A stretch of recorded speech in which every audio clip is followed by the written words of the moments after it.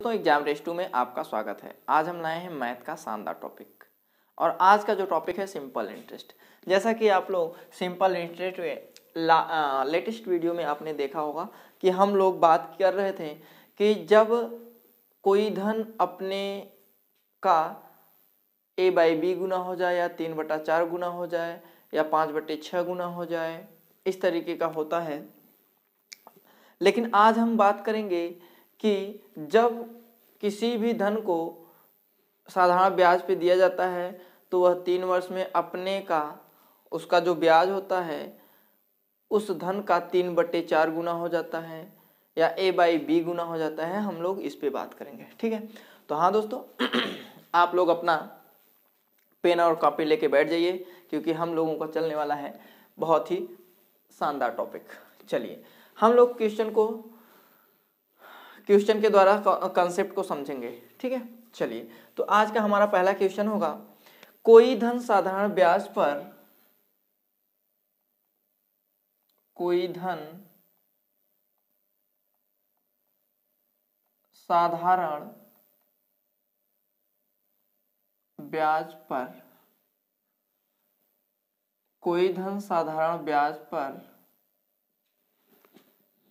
उधार दिया गया, साधारण ब्याज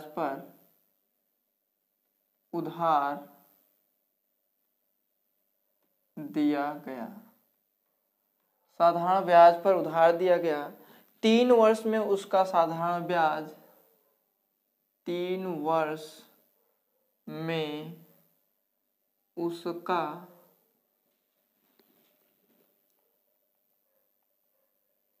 साधारण ब्याज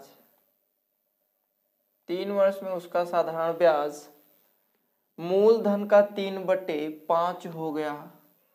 साधारण ब्याज मूलधन का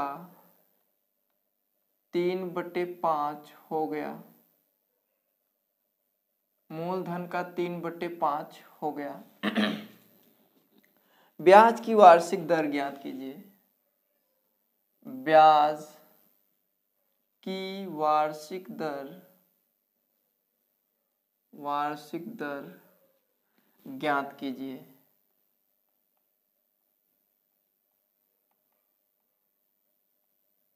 ब्याज का वार्षिक दर ज्ञात कीजिए, ठीक है। पहला ऑप्शन है आपको ऑप्शन दिया हुआ है भाई 10%, 20%,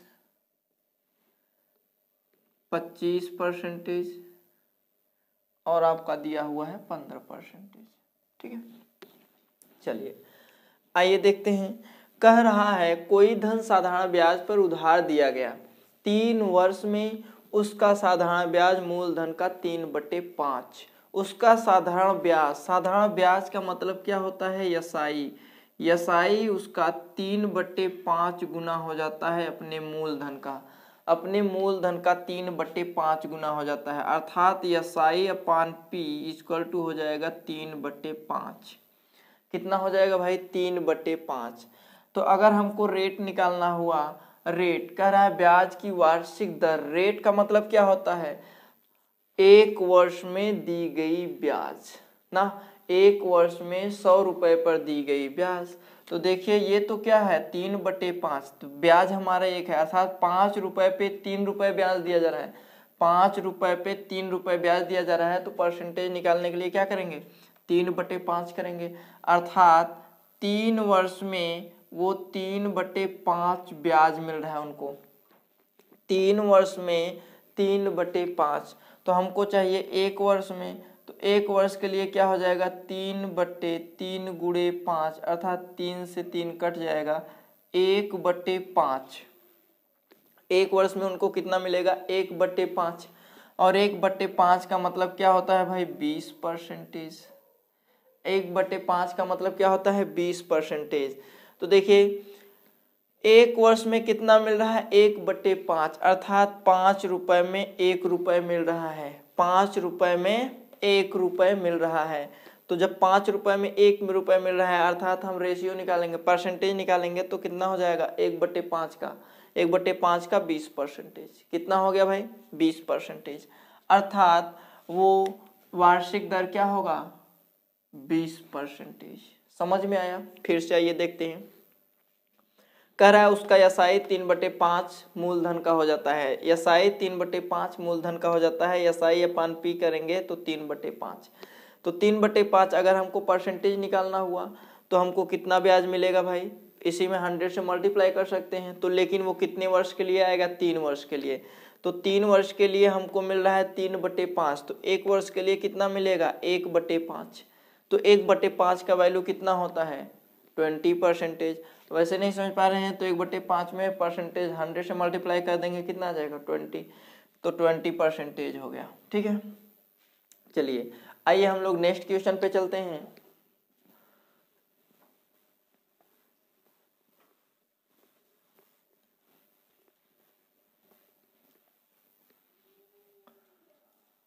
हमारा नेक्स्ट क्वेश्चन है कोई धन साधारण ब्याज की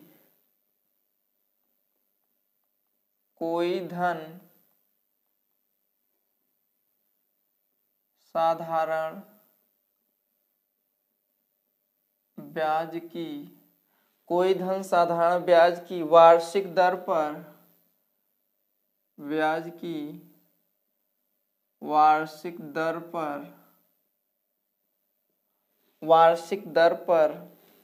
गया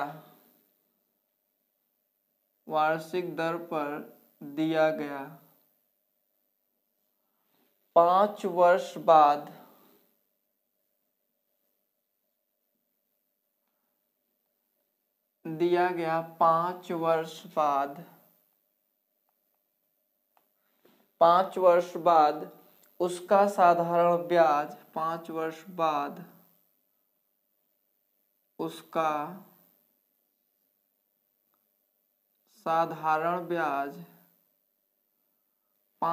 बाद उसका साधारण ब्याज उसके 1/4 ब्याज उसके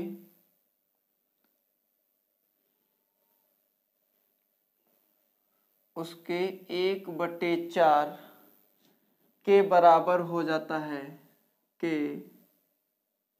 ब्याज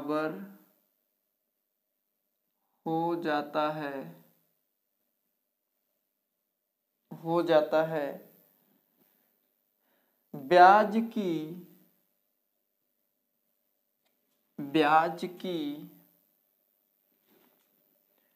वार्षिक दर ज्ञात कीजिए। ब्याज की वार्षिक दर ज्ञात कीजिए। चलिए भाई, ऑप्शन आपको दिया गया है।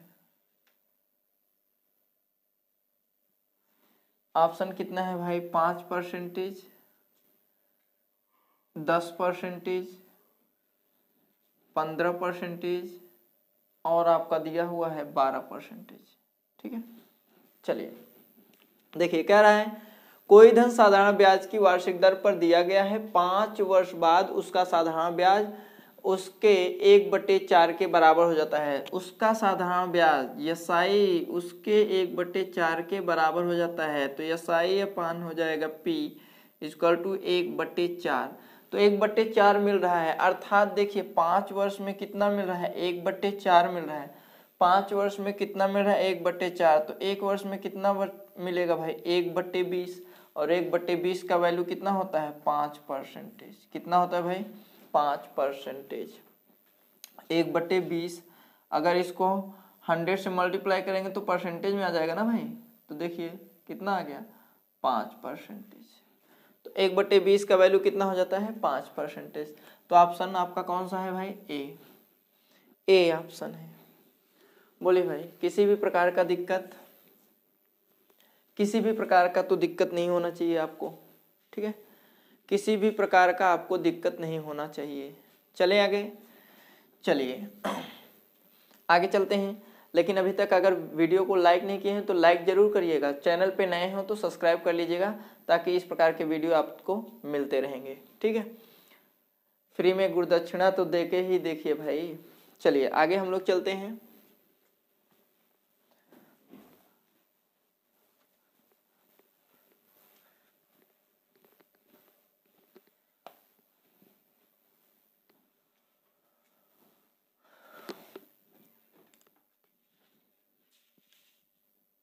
किसी धन का, अगला हम लोगों का क्वेश्चन है, किसी धन का साधारण ब्याज, किसी धन का साधारण ब्याज, किसी धन का साधारण ब्याज उस धन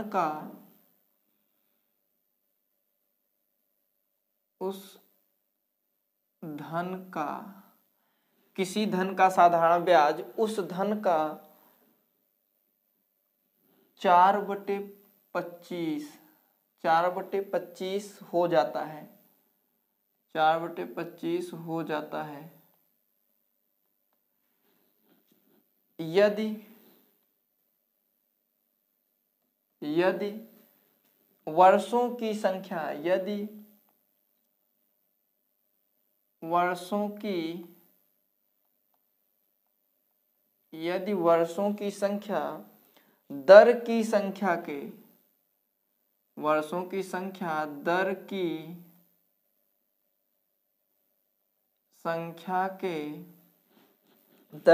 संख्या के बराबर हो,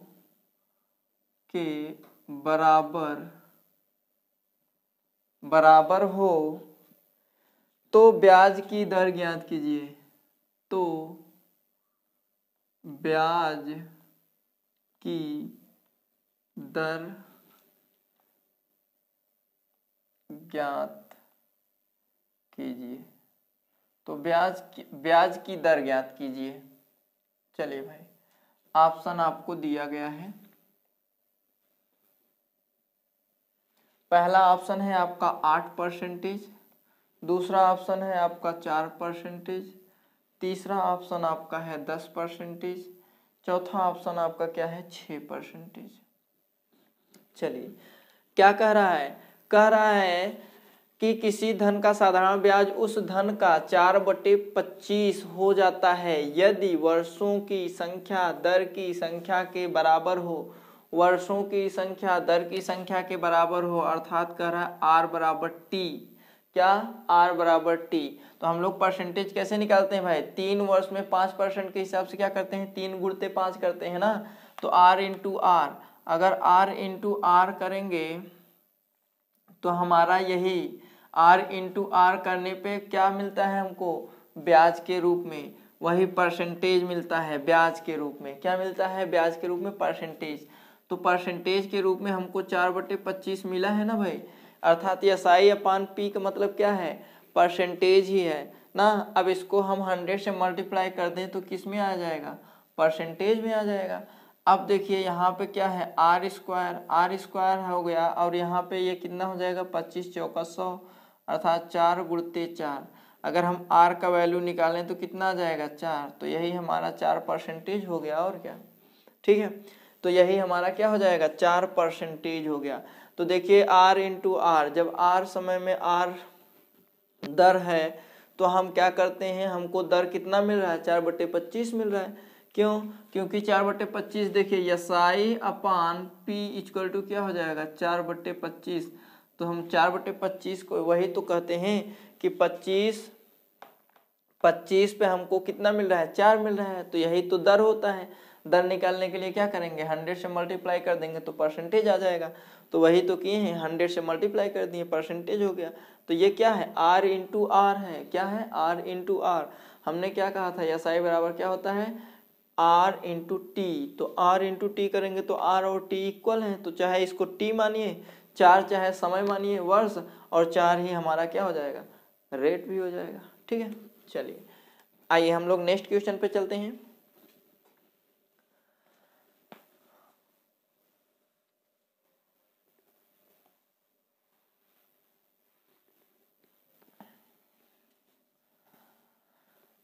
अगला क्वेश्चन हमारा है, कह रहा है किसी निश्चित राशि का, किसी निश्चित राशि का साधारण ब्याज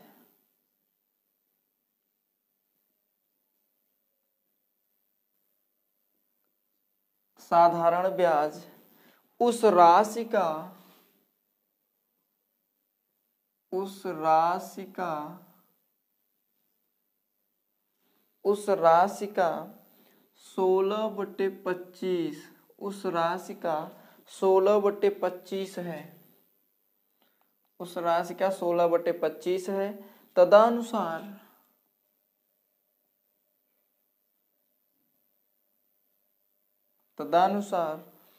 यदि ब्याज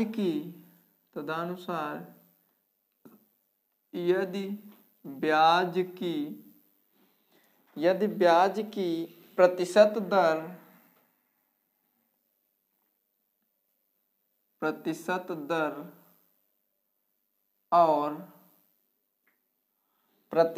दर और उसका समय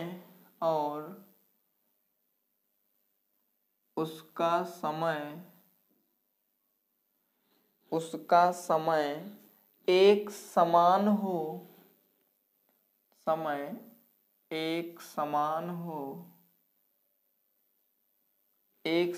हो तो ब्याज की दर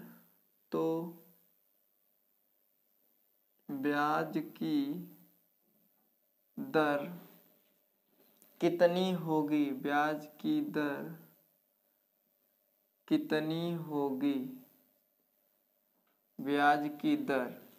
होगी? चलिए भाई, ये हमारा ऑप्शन है। ऑप्शन में हमको दिया हुआ है 6%, 8%, 10% और है आपका 12%। ठीक है, चलिए, कह रहा है किसी निश्चित राशि का साधारण ब्याज उस राशि का 16/25 हो जाता है। तो देखिए यसाई हमारा कितना है, 16/25 P है, अर्थात यसाई बाई पी इक्वल टू 16/25। तो यही तो हमारा क्या है, सिंपल इंटरेस्ट, यही है रेट ऑफ इंटरेस्ट। इसी में हम 100 से मल्टीप्लाई कर देते हैं तो क्या आ जाता है, रेट ऑफ इंटरेस्ट आ जाता है। तो कह रहा है रेट ऑफ इंटरेस्ट जो है प्रतिशत दर और समय इक्वल है, अर्थात वही कंडीशन है R equal to T. R equal to क्या है, T, अर्थात R into R equal to क्या हो जाएगा, 16/25। अरे भाई, रेट ऑफ इंटरेस्ट और टाइम से मल्टीप्लाई करते हैं तो वही तो आता है रेट ऑफ टोटल एसआई आ जाता है परसेंटेज में। तो टोटल परसेंटेज एसआई में आ गया तो हम क्या करेंगे, 100 से मल्टीप्लाई कर देते हैं। तो R स्क्वायर इक्वल टू कितना हो जाएगा, 25 चौका 100, तो कितना आ गया 16 इंटू 4। तो R इक्वल टू कितना आ जाएगा आपका, ये हो जाएगा 4 हो जाएगा, ये हो जाएगा 4 और ये हो जाएगा 2, अर्थात कितना हो जाएगा 8%। तो कौन सा ऑप्शन हो जाएगा भाई, बी नंबर आपका हो गया। तो इस तरीके का क्वेश्चन हम लोग इसी तरीके से लगाते हैं। ठीक है, अगर इस प्रकार का आपका क्वेश्चन दिया हुआ है तो हम लोग इस प्रकार के क्वेश्चन को इस तरीके से लगाते हैं बहुत ही आसानी से। ठीक है, मैं आशा करता हूँ आप लोगों को वीडियो पसंद आया होगा। तो अभी तक अगर लाइक नहीं किए हैं तो लाइक ज़रूर करिएगा, और चैनल पे नए हैं तो सब्सक्राइब कर लीजिए और अपने दोस्तों को भी शेयर करिए ताकि उसका लाभ उठा सकें। ठीक है, फिर मिलेंगे नेक्स्ट वीडियो में नेक्स्ट टॉपिक के साथ। तब तक के लिए जय हिंद।